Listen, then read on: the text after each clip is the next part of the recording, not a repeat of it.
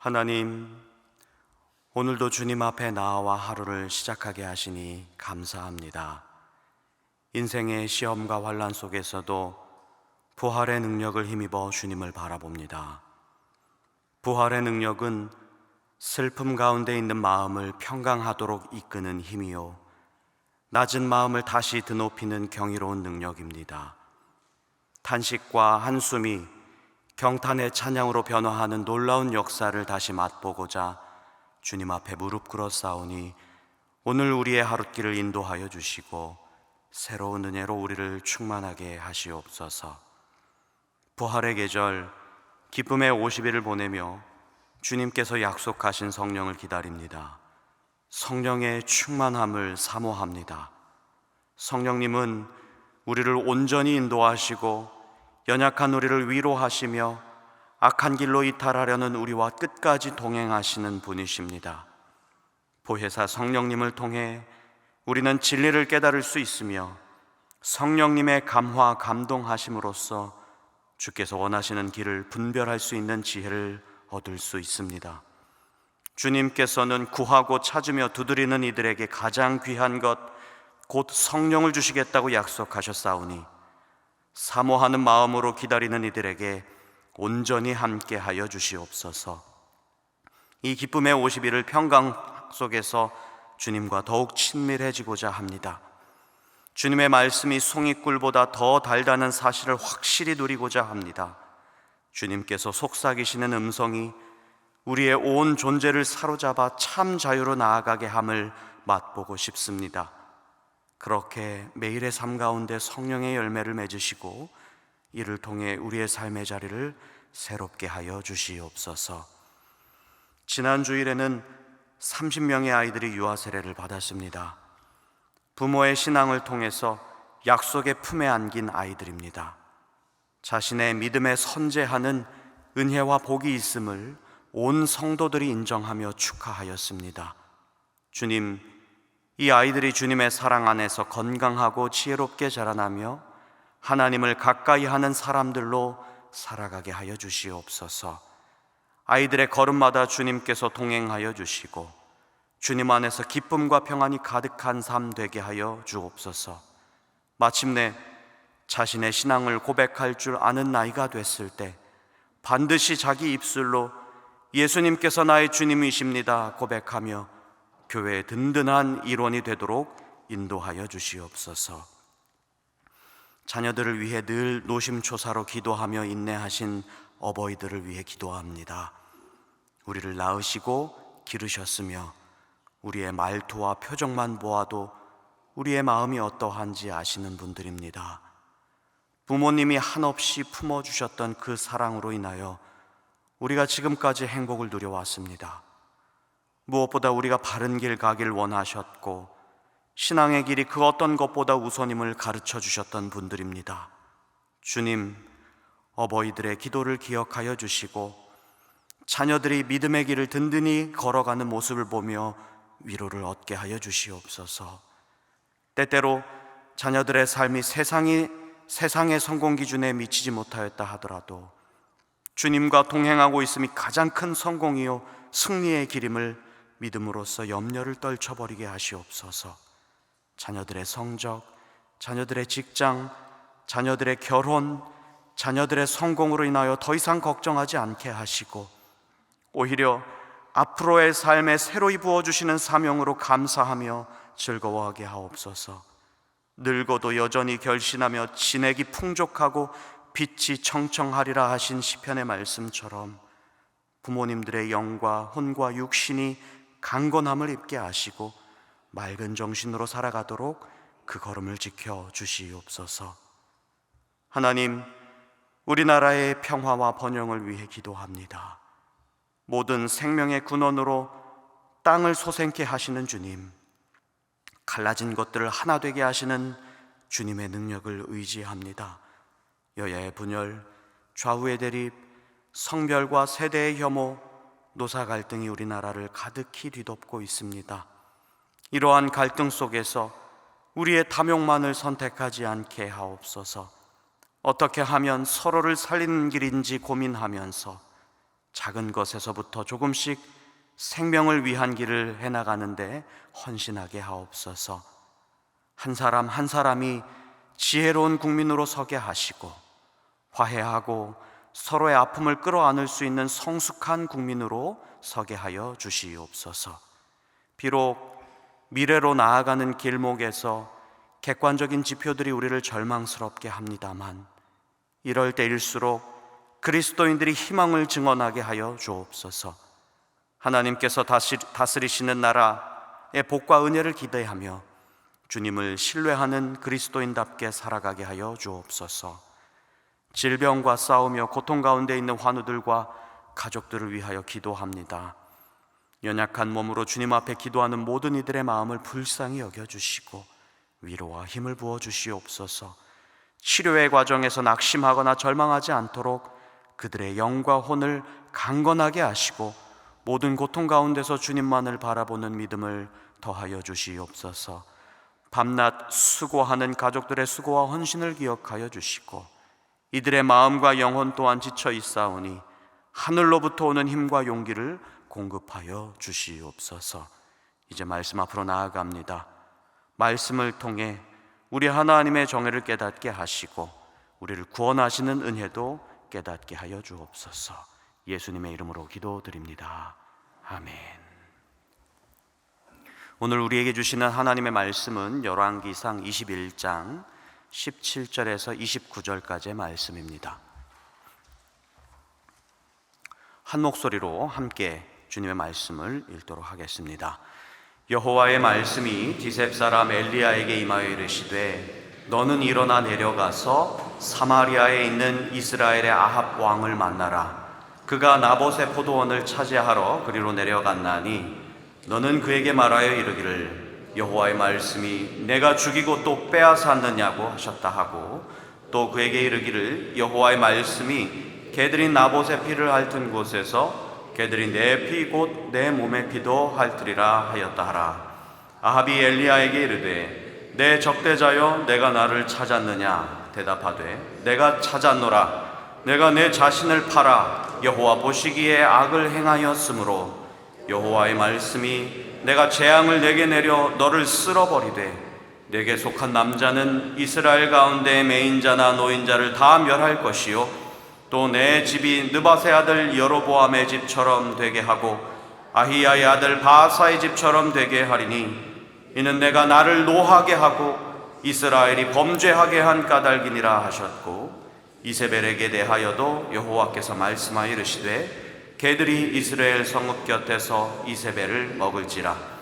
아합에게 속한 자로서 성읍에서 죽은 자는 개들이 먹고 들에서 죽은 자는 공중의 새가 먹으리라고 하셨느니라 하니 예로부터 아합과 같이 그 자신을 팔아 여호와 앞에서 악을 행한 자가 없음은 그를 그의 아내 이세벨이 충동하였음이라. 그가 여호와께서 이스라엘 자손 앞에서 쫓아내신 아모리 사람의 모든 행함같이 우상에게 복종하여 심히 가증하게 행하였더라. 아합이 이 모든 말씀을 들으매 그의 옷을 찢고 굵은 배로 몸을 동이고 금식하고 굵은 배에 누우며 또 풀이 죽어 다니더라. 여호와의 말씀이 디셉 사람 엘리야에게 임하여 이르시되 아합이 내 앞에서 겸비함을 내가 보느냐. 그가 내 앞에서 겸비함으로 내가 재앙을 저희 시대에는 내리지 아니하고 그 아들의 시대에야 그의 집에 재앙을 내리리라 하셨더라. 아멘.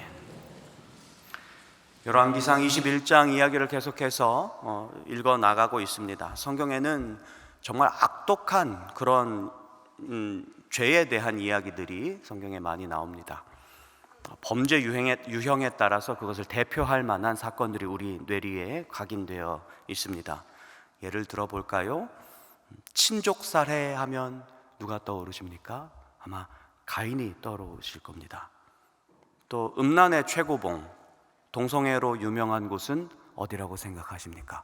소돔과 고모라가 생각나실 것입니다. 치정에 의한 살인, 그러나 완전 범죄는 없다라고 하는 사실을 우리에게 가르쳐준 사건은 다윗과 밧세바 사건일 것입니다. 오늘 우리가 읽은 열왕기상 21장 사건은 아무래도 이 나봇의 포도원 사건은 최악의 권력형 범죄로 대표됩니다. 너무나 악랄하고 무자비한 그런 악행이었죠. 나 저 땅 가지고 싶은데 땅 주인이 팔지를 않아서 고민이네. 여보, 당신이 이 나라 왕인데 무엇이 걱정이세요? 내가 가져다 줄게요. 어떻게? 그냥 가져다 줄 수 있어요. 이렇게 해서 그 땅의 주인을 죽이고 땅을 착취했던 그러한 일입니다. 오늘의 이 말씀은 이 일들을 다 지켜보고 계셨던 하나님의 분노와 하나님의 저주 선포를 다루고 있습니다. 사건이 일어난 직후에 하나님께서 아주 긴급하게 엘리야를 부르십니다. 그리고 아합을 향한 선포, 심판을 선포하십니다. 19절 말씀을 한번 같이 읽어보겠습니다. 너는 그에게 말하여 이르기를 여호와의 말씀이 내가 죽이고 또 빼앗았느냐 하고 하셨다 하고, 또 그에게 이르기를 여호와의 말씀이 개들이 나봇의 피를 핥은 곳에서 개들이 내 피 곧 내 몸의 피도 핥으리라 하였다 하라. 내가 죽이고 빼앗았느냐, 이것이 이 사건을 다 지켜보신 하나님의 한마디 요약이었습니다. 죽이고 빼앗았다. 하나님께서 매우 분노하셨음을 여러분도 느끼실 것입니다. 그리고 나봇이 당한 그 비참한 일을 너도 똑같이 당할 것이다, 이렇게 말씀하시면서 계속해서 이어서 더 엄중한 심판을 선언하십니다. 21절을 같이 읽겠습니다. 여호와의 말씀이 내가 재앙을 내게 내려 너를 쓸어버리되 내게 속한 남자는 이스라엘 가운데 매인자나 노인자를 다 멸할 것이요 너를 쓸어버리되, 쓸어버리다라고 하는 이 단어의 히브리어는 바하르라고 하거든요. 불로 태워서 다 불살라 버린다라고 하는 뜻입니다. 그 옛날 그 출애굽 시대에 그 백성들이 하나님께 불평하고 원망하는 말을 하다가 하나님께서 장막 한쪽 끝을 완전히 불사르시는, 그래서 장막을 완전 불로 태워버리시는 그런 심판을 하신 적이 있으셨죠. 그래서 그 땅 이름을 디베라, 다베라 이렇게 부른 적이 있었습니다. 이 다베라의 어원도 바하르에서 나오는 그 단어입니다. 불의 심판을 통해서 완전히 불살라 버린다 라고 하는 그러한 뜻입니다. 그 불의 심판을 통해서 아합 자손들을 완전히 깡그리 제거하고 멸하여 버리겠다라고 하실 만큼 매우 급격한 진노를 하나님께서 뿜고 계십니다. 이어서 22절을 보겠습니다. 같이 읽겠습니다.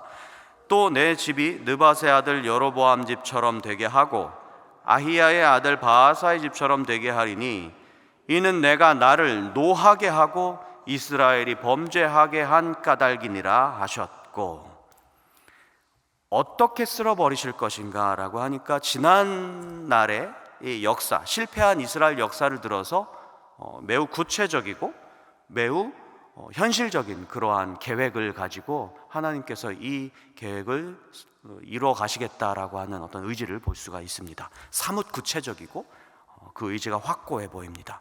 느밧의 아들 여로보암 가문은 2대 정도만, 2대 정도만 왕조를 이어갔고요. 아히야의 아들 바아사로부터 쿠데타를 당해서 그 온 집안이 완전히 멸문되었던 그런 일들을 우리는 열왕기상에서 또 읽을 수 있었습니다. 바아사도 마찬가지입니다. 똑같이 그가 했던 일 똑같이 시므리에게 보복을 당함으로써 그 역시 왕조가 금방 끝나게 되는 그런 일들을 당하게 되었죠. 왕조가 전복되는 것은 한순간이었습니다. 하나님께서 이루고자 하시면 그 아무리 위대한 왕조, 북이스라엘 최고의 왕조라고 했던 오므리 왕조, 지금 아합 가문이 이어 내려오고 있는 그런 왕조지요.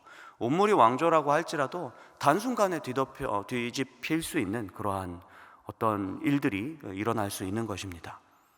심지어 아합은 자기 아내 이세벨의 처참한 최후도 이렇게 듣습니다. 23절입니다. 이세벨에게 대하여도 여호와께서 말씀하여 이르시되 개들이 이스라엘 성읍 곁에서 이세벨을 먹을지라. 자, 아합에게 그리고 이세벨에게 선포된 이 저주, 그리고 심지어 그것을 넘어서 오므리 왕조 전체에 선포되고 있는 이 멸망의 예언, 이 무서운 심판, 여러분 이 심판이 가혹하다고 여겨지십니까? 저는 아니더라고요. 나봇 이야기를 읽고 이 심판 이야기를 읽으면 마음이 후련해집니다. 당연히 이렇게 하셔야지 하는 그러한 생각이 듭니다. 왜냐하면 아합과 이세벨은 하나님 앞에서 정말 이 이스라엘 역사 앞에서 너무나 큰 죄를 저질렀기 때문입니다. 25절, 26절이 이렇게 증언합니다. 같이 읽겠습니다. 예로부터 아합과 같이 그 자신을 팔아 여호와 앞에서 악을 행한 자가 없음은 그를 그의 아내 이세벨이 충동하였음이라. 그가 여호와께서 이스라엘 자손 앞에서 쫓아내신 아모리 사람의 모든 행함같이 우상에게 복종하여 심히 가증하게 행하였더라. 25절에서 자신을 팔았다라고 되어 있는데요, 죄에다가 자신을 넘겨주어서 죄의 노예가 되었다, 이렇게 받아들일 수 있겠지요. 그러니까 이스라엘 왕으로서 하나님의 백성을 잘 관리하고 다스리고 하나님께로 향하게 하는 그러한 하나님의 청지기가 되기는커녕 이세벨의 소나귀에 놀아나면서 하나님의 기업을 우상의 나라가 되게 했다. 이것이 성경의 평가입니다. 그리고 아합과 이세벨은 연약한 이들의 생명을 그저 자신의 작은 탐욕에 갖다가 녹여버린 그러한 일들을 했고요, 평화롭게 살아가는 어떤 그냥 평범한 사람의 삶을, 터전을 아무런 정당성 없이 빼앗아 버렸고 그 입까지 철저히 틀어막아서 하소연하지도 못하게 해버렸습니다. 그러면서도 정말 뻔뻔한 것이 이 하나님의 소환장을 들고 온 하나님의 사람, 디셉 사람 엘리야가 왔을 때 그가 내뱉는 첫 마디가 뭐였습니까? 나를 대적하는 자여, 나를 찾았는가? 이렇게 이야기하지 않습니까?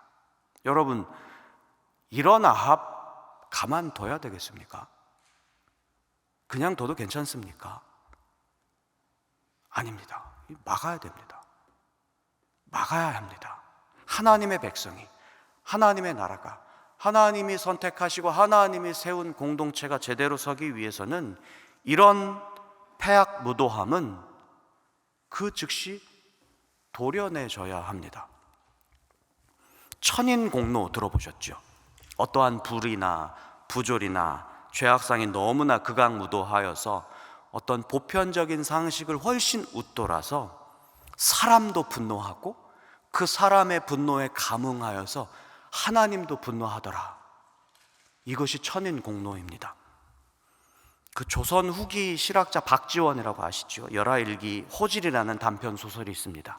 호질, 호랑이도 질책하더라. 무엇을요? 부패한 양반 사회, 그리고 그들의 권위, 그들의 무너진 그러한 사회, 위선적인 사회를 호랑이도 꾸짖더라. 그래서 호질이라고 하는 소설이 있습니다. 죄의 정도가 너무 지나치면요, 거기에서 희생된, 억압되고 억눌린 사람들이 부르짖을 때 누구도 부르짖느냐? 창조세계도 함께 부르짖고, 그리고 그 부르짖음에 하나님께서 들으시고 거기에 하나님이 분노로 응답하시더라 하는 말씀을 오늘 이 말씀을 통해서 우리가 또 바라볼 수 있습니다. 하나님께서 나봇과 함께 우십니다. 하나님께서 나봇과 함께 분노하십니다.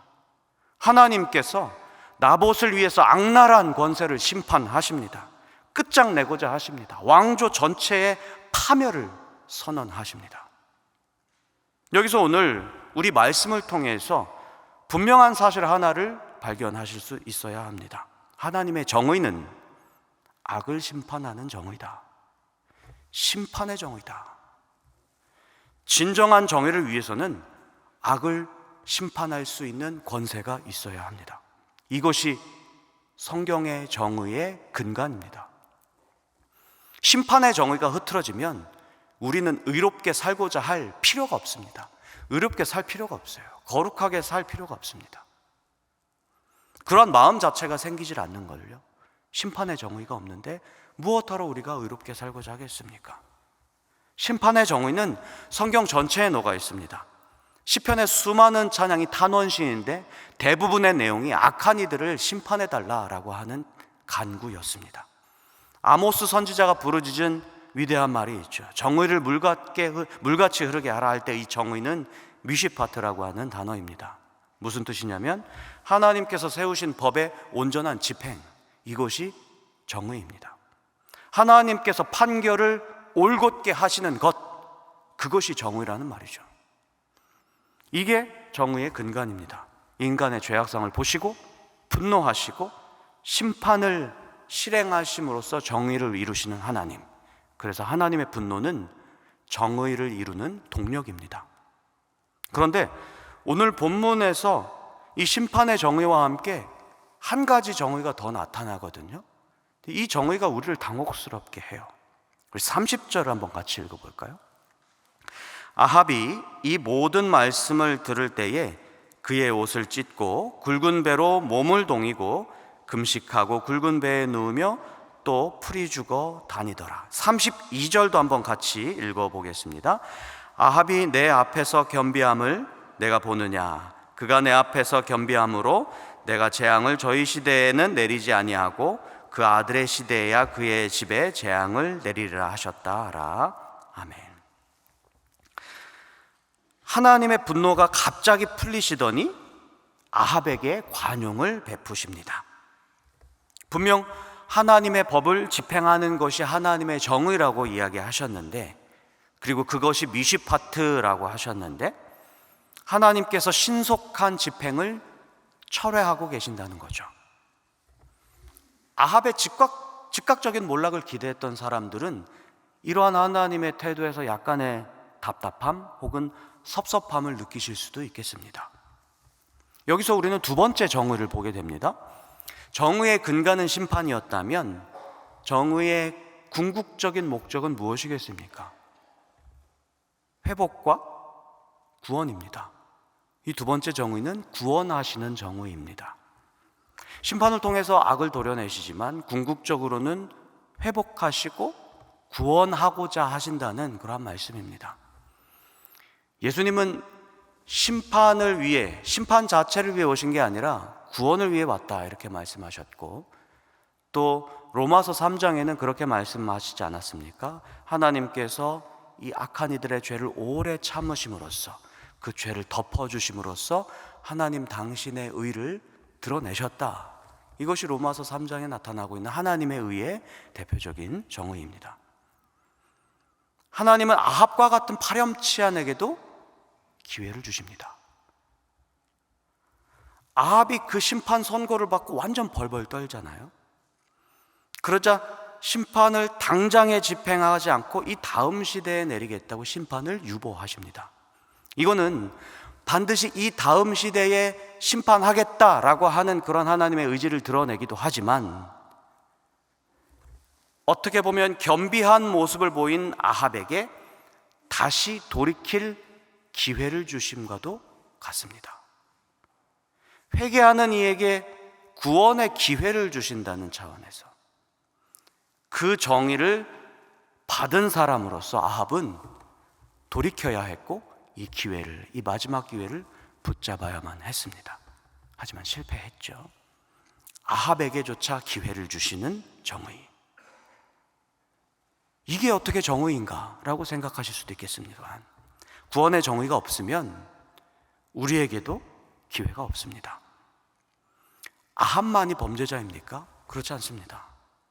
우리도 아합보다 더 악랄했고, 우리보다 더 아합보다 우리도 옹졸했고 또 야비했습니다. 구원의 정의가 있으니 우리가 회개할 수 있는 것입니다. 구원의 정의가 있으니 십자가의 구속하심을 믿는 자들에게 주시는 그 구원의 의로움, 그 의로움도 우리가 얻을 수 있는 것입니다. 우리가 회개할 수 있는 이유가 어디에 있습니까? 우리가 의롭다 여김을 얻을 수 있는 이유가 어디에 있습니까? 우리가 구원을 얻을 수 있는 이유가 어디에 있습니까? 오로지 구원하시는 정의, 다시 우리에게 기회를 주시는 그러한 정의에 있습니다. 오늘 이 말씀을 통해 드러난 두 차원의 정의, 곧 심판의 정의와 구원의 정의, 이 두 차원의 정의를 기억하셨으면 좋겠습니다.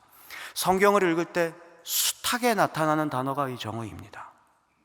성경을 관통하는 것이 정의입니다. 우리는 이 미시파트라는 단어 앞에서 전율해야 합니다. 하나님은 심판을 통해서 악을 제거하시는 분이십니다.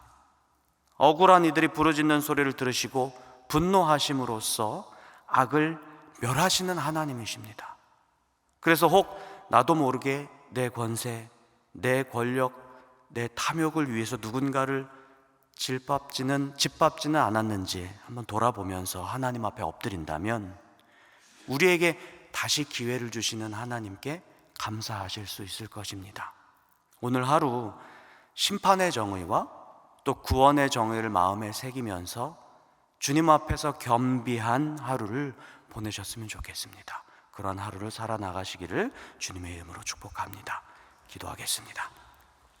하늘에 계신 우리 아버지, 아버지의 이름을 거룩하게 하시며 아버지의 나라가 오게 하시며 아버지의 뜻이 하늘에서와 같이 땅에서도 이루어지게 하소서.